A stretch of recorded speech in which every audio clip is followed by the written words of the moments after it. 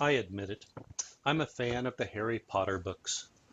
I like them for a lot of reasons, and strangely, one of them is that they occasionally provide me with material for my classes. Here's an example. In the fourth book in the series, Harry Potter and the Half-Blood Prince, the very first line in the book calls out to me. I know this should be read in a deep British accent, but it's the best I have. It was nearing midnight, and the Prime Minister was sitting alone in his office, reading a long memo that was slipping through his brain without leaving the slightest trace of meaning behind. I can't tell you the number of times that I've been like that minister. I've read something but found that I didn't retain any of it. While it happens most often when I'm tired, it also happens when I'm reading something that I'm not familiar with, when I'm struggling to understand whatever it is that I'm reading. And it isn't something that happens just when I'm reading. I attend meetings, lots of meetings, and while I listen to what people are saying, sometimes I find that I can't remember a thing that we've talked about. Based upon conversations that I've had with dozens and dozens of students, I know that students have the same struggle when they're reading for my class, or when they're listening to me or others in the classroom talk about law. I want to offer some advice that may help. The reason that we see the words but don't retain their meaning, or hear what someone is saying but don't recall what they've said, is that we really aren't involved in reading or listening. We are simply reading or listening because we're supposed to be doing it. To learn from what we read and what we hear, we have to get involved. We have to be actively involved in the materials. Experts refer to it as active reading and active listening. One way to be actively involved in reading in classes is to take notes. And while we as teachers expect our students to take notes, the simple truth of the matter is we've never taught students effective ways to take notes. Hence this short video. First, let's talk about whether to take notes by handwriting them out on pen and paper, or whether you should type them on a computer.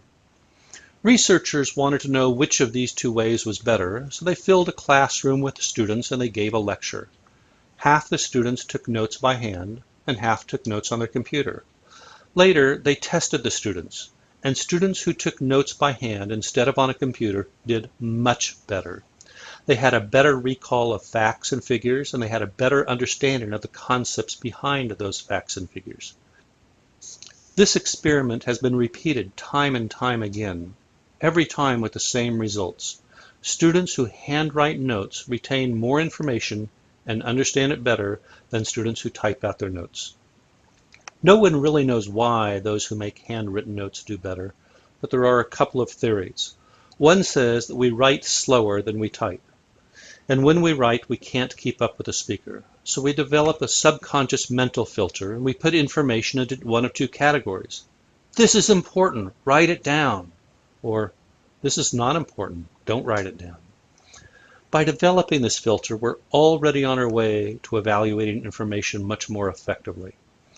The second theory is that there's a correlation between tasks like writing and thinking.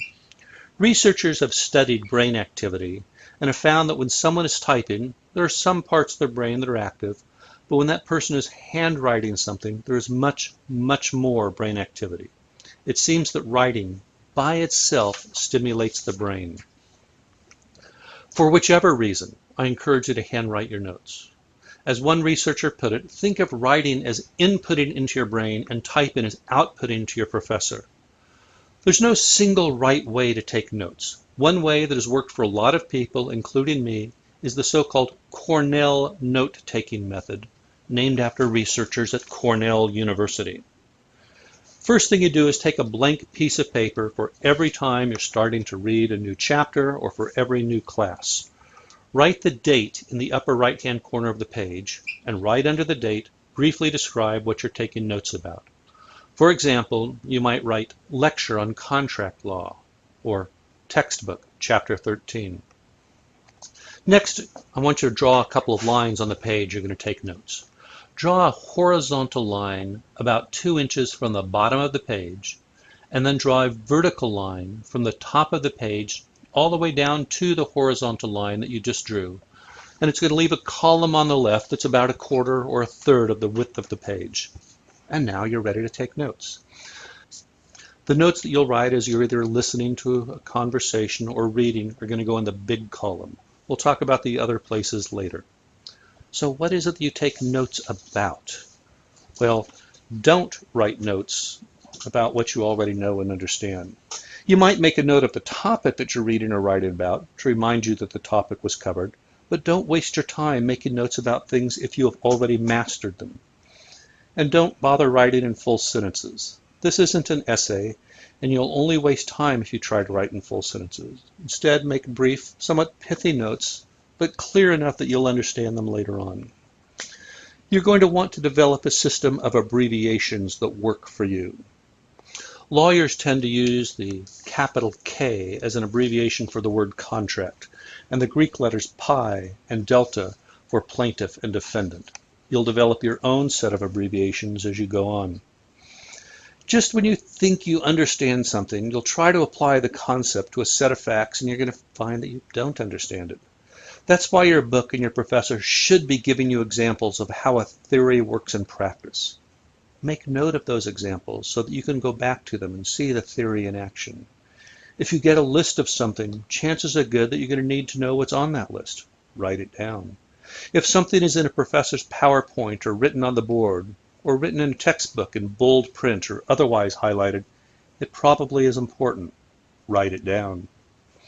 Taking notes during class should be a bit easier than when you read, at least if the professor's organized. The worst thing that a professor can do is put up a lot of information on a PowerPoint and then read it to you. Instead, he should be giving you either visuals or concepts associated with the material he's talking about, or just bullet points, while you discuss the concept. And then he should give you examples to apply the concept to. Your note should quickly summarize the concept, then give you enough information so that you'll remember the example when you read your notes later. Taking notes when you're reading is harder than taking notes during a lecture. Frankly, you're going to be tempted to not take notes, thinking that you can go back and review the textbook itself whenever you need to. Resist that temptation. While it would be great to have your notes later on, the most important thing about taking notes while you read is that it keeps you focused on what you're reading, and it makes you think about what you're reading. Your notes for the textbook should be along the lines of an outline, which will help you see the different concepts in the text relating to one another. For example, when you read the chapter on contracts, you realize that there's going to be a variety of different topics. One topic is whether there is a contract. A separate topic assumes that there is a contract and helps you figure out whether someone has breached the contract. Yet another topic helps you figure out whether they should be held liable for the breach of contract, or, in contrast, whether some circumstance excused that breach. And yet another topic helps you determine what remedy a plaintiff might be entitled to in the event that there is an unexcused breach of contract. If you aren't making notes, if there isn't an outline of what you're learning, then all of these concepts are going to get jumbled together in your brain, and you're going to start applying rules from one concept when you're in fact dealing with a separate concept. So you still have this column on the left side of the page. I promised we'd go back to it. It's there for a couple of reasons. First, while the notes on the right are about what the book or the professor says, the place on the left is for what you think. Early in the textbook, you're going to learn that absent a special relationship with someone, you don't have a legal duty to help or rescue other people who are in danger. For example, if you see someone drowning in a swimming pool and you don't go rescue them, their family can't sue you later on for not rescuing them. Some people think that's a fair and just rule, while others think it's grossly unfair. When you have a response to something you read, make a note of it in the left column. When you learn about something that makes no sense to you, make a note of it, and of course follow up on that later. And when you don't understand something, make a note in the left column to remind yourself that you need to get help so that you can understand it. Finally, we have the notes section that's down at the bottom of the page. After you finish reading the chapter and you have pages and pages of notes, go back and review the notes. Then write a brief summary of each page of the notes. The process of reviewing your notes and then summarize them will make you think about the material again, and the more times you think about the material, the more you'll know that material. Once you have a framework for taking notes, like the Cornell system, the best thing you can do is practice. Force yourself to take notes, to review the notes, and to summarize your notes. Go back over your notes again and add additional information. Use a highlighter to emphasize what you think is important, and then go to your professor and ask questions about the stuff that you don't understand and add more notes. You can master note-taking, and it will improve your mastery of the material, but only if you practice, practice, practice.